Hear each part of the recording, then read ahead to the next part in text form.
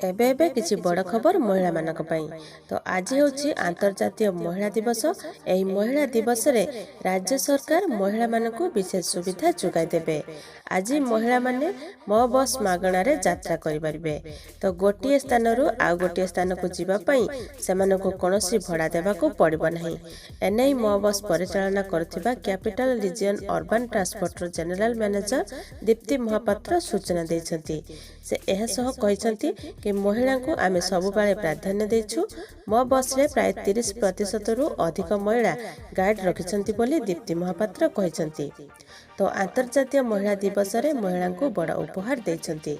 तो मो बस रे मागणा रे यात्रा करिवे महिला माने। तो गोटिए स्थान रु आ गोटिए स्थान को जिबा पई सेमानको कोनोसी भड़ा देबा को पड़िबो नाही। तो एहा थिला आपण मानक पई गोटे छोट इन्फॉर्मेशन। बस खाली वीडियो गोटे लाइक कर दियंतु। आ जदि हम चैनल को सब्सक्राइब करनांती एबे ही सब्सक्राइब करी पाखरे आस्थुवा घंटी चिन्ह को दबाई दियंतु।